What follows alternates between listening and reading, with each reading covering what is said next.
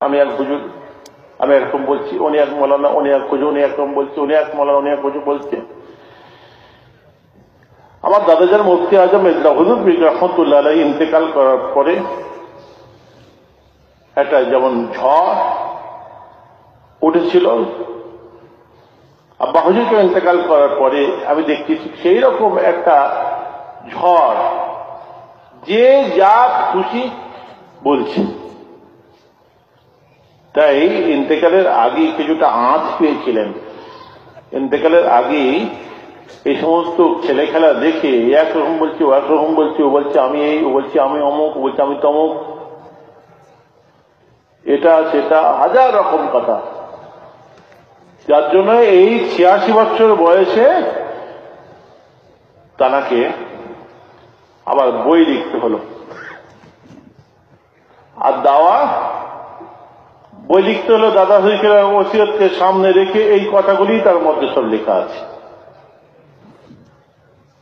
এমনি লিখলেন, আলেম ওলামারা বিভিন্ন আমাদের সিলসিলার যারা বিজ্ঞ, তারা হুজুরকে বললেন, হুজুর আপনি হচ্ছেন আমাদের মুরব্বী, আপনি একটা কিছু লেখেন। ও বলছে যে আল্লাহ সেই রসুল, ও বলছে আল্লাহর কাছে চাওয়া যাবে। ও বলছে কিয়ামতের ময়দানে দুটো চেয়ার রাখবে, একটা আল্লাহ বসবেন, একটা নবী বসবেন, বসে বিচার করবেন। ও বলছে আমি নূরের তৈরি, ও বলছে অমুক, এক একজন এক এক রকম। তো বই লিখবে না? আব্বা হুজুর কিবলা আর দাওয়া বই লিখলেন। 86 বছর বয়সে, 86 বছর বয়সে কি খাতার কলম নিয়ে বসে বসে বই লিখবে নাকি? আলেম ওলামাদেরকে দিয়ে লেখাবে? তাকে শোনানো হলো, ইন্ডিয়ার আলেম, বাংলাদেশের আলেম, মাগুরা আলেম, সবাই মিলে তাকে পড়ে পড়ে পড়ে পড়ে পড়ে পড়ে শোনানো হচ্ছে। তিনি আবার বলছেন আমার কাছে এই খাতায় সব লেখা আছে, এই পয়েন্টগুলো লাও, এই পয়েন্টগুলো লাগাও, এইগুলোটা ঢুকিয়ে দাও, তোমাদের বাংলাদেশে কি ব্যাপার আছে ওগুলো এতে ঢোকাও, কি সব অবিরা বলছে সেগুলো ঢোকাও। মানে আব্দুল্লাহ জাহাঙ্গীরের কথা গো। আব্দুল্লাহ জাহাঙ্গীর সাহেবের যে সমস্ত বইয়ে যে সমস্ত যে আপনার ওয়াহাবি বা ইমাম আবু হানিফা রহমতুল্লাহ যে মাযহাব বা যেসব কথাবার্তা, সেগুলো কি ওখান থেকে বসে বসে আব্বা হুজুর কিবলাকে সব পেয়ে যাবে নাকি? তো এখান থেকে বাংলাদেশ থেকে নিতে হবে না? ওখানে এমনি জানা যাবে? এখানে আলেমরা, মাগুরা আলেমরা তারা সব সহযোগিতা করেছে, দিয়েছে, তারপরে সেটাকে সাজানো হয়েছে। যেখানে মজলিসে ফুরফুরা শরীফে আব্বা হুজুর কিবলা বললেন, বাবা দাদা হুজুর রহমতুল্লাহ আলাইহিকে আল্লামা নিসাউদ্দিন সাহেব রহমতুল্লাহ আলাইহিকে বললেন যে একটা ওসিয়তের, আমি একটা ওসিয়ত রেখে দিয়ে যেতে চাই, আমার ওসিয়ত এবং নসিহত আমি রেখে দিয়ে যেতে চাই। বাবা নিসাউদ্দিন তুমি কিছু আমার ওসিয়ত লেখো তো। তো সেটা 57টার বেশি অনেক লিখলেন, লিখে দাদা হুজুর কিবলাকে দিলেন। কে? সচিনার আল্লামা নিসাউদ্দিন সাহেব রহমতুল্লাহ আলাইহি। দাদা হুজুর কিবলা সেগুলো নিয়ে কাট ছাট করে নিজে সই করে দিয়ে বললেন, আমার বড় ছেলে বড় হুজুরকে দেখিয়ে ওনার কাছ থেকে এটা সই করে নাও, এবং আমার মেজ ছেলে মেজ হুজুরকে দেখিয়ে ওখান থেকে এটা সই করে নাও। তো সই করে নিয়ে সেই 57টা ওসিয়ত বাজারে চলছে। এইভাবে ওই বই একই রকম, ওই ওসিয়ত একটা একটা একটা করে কত বই। তাহলে কি আব্বা হুজুর কিবলা বলছেন যেখানে মজলিসে, তাহলে কি তোমরা বলবে নাকি যে ওইটা তো দাদা হুজুর কিবলার লেখা নয়, ওটা তো নিসাউদ্দিন সাহেব রহমতুল্লাহ আলাইহির লেখা ওসিয়ত, দাদা হুজুর কিবলা ওসিয়ত না? এটা তো বলবে? এই বয়সে কি হাতে বসে বসে লিখবে নাকি? হুজুর কিবলা লিখে দিয়েছেন, দাদা হুজুর কিবলার ওসিয়তকে সামনে রেখে ছেলে পড়েছে কি ভাই পড়েছে কি ভাইপো পড়েছে কে পড়েছে উনি জানেন না, তলোয়ারে উনি চালিয়ে দিয়েছেন। বুঝতে পারছেন না কথা? এবার আমার গায়ে লাগছে, আমি বলছি এই বইটা ওনার লেখা নয়, এটা অমুকের লেখা। আবার ওনার গায়ে লাগছে, উনি বলছে না এই বইটা ওনার লেখা না, এটা অমুকের লেখা। আবার ওর গায়ে লাগছে এই বইটা অমুকের লেখা না, এটা ফালতু একটা। আব্বা হুজুর কিবলার রেকর্ডিং আমি শুনিয়ে দেবো। বুঝতে পারছেন না কথা? এই বয়সে কি হাতে করে বই বসে বসে বই লিখবে নাকি? বহু জীবন, বহু বড় বড় আল্লামা আছে, তারা লিখেছেন এইভাবে।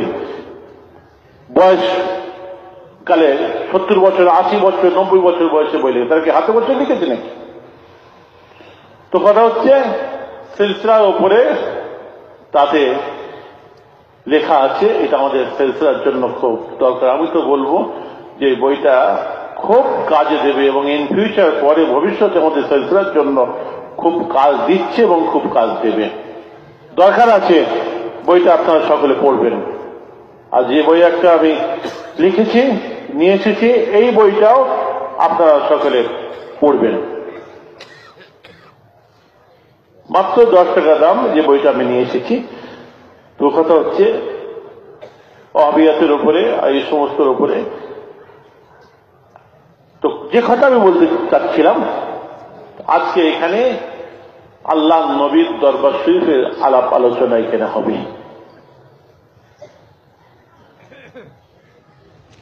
আল্লাহ রসুলের দরবার শরীফের সাহাবা ইকরামগুলো আসতেন, তাদের সবসময়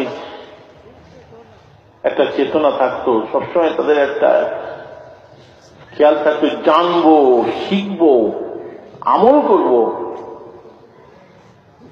আমার মেজ বোনাই সৈয়দ বাহাউদ্দিন সাহেব কি বললেন না, যে এইখানে বসে আমল করব, শিখবো, এই উদ্দেশ্য নিয়ে বসেন। 1 ঘন্টা বসা সারা রাত নফল নামাজ পড়ার চাইতে, সারা রাত কোরআন তেলাওয়াতের চাইতে বেশি সওয়াব হয়। বলুন সুবহানাল্লাহ।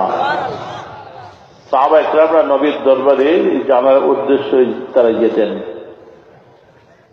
আমার রাসূল একদিন বলেছিলেন, নেমান নিসা, সে এক মহান ব্যক্তি, জ্ঞানের ভান্ডার ছিলেন, আমাদের সকলের মাতার তাজ পীর আল্লামা সাইফুদ্দিন সিদ্দিকী চাঁদা হুজুর পীর কেবলা রাহমাহুল্লাহ, তিনার ওফাত দিবস।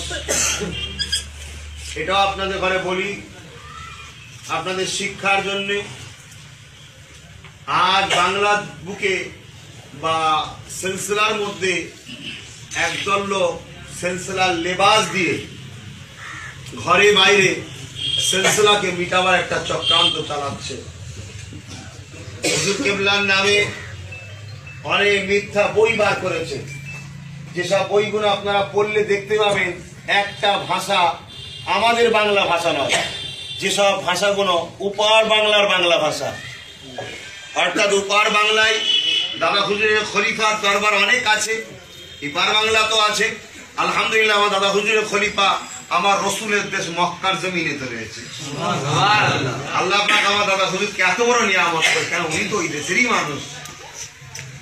তো যাই হোক, আজকে এই যে প্রচেষ্টা, এই যে ষড়যন্ত্র চালাচ্ছে, মূলত ফুরফুরা দাদা হুজুর রহমাতুল্লাহ আলাইহিকে একটা ওয়াহাবিয়াতের দিকে নিয়ে যাওয়ার একটা প্ল্যান, ষড়যন্ত্র। কিছু লেবাসধারী ফুরফুরার খলিফাদের দরবারের আওলাদ, ঘরের ছেলে এবং বাইরের মুরিদ সেজে, আলেম উলামা সেজে চক্রান্ত চালাচ্ছে।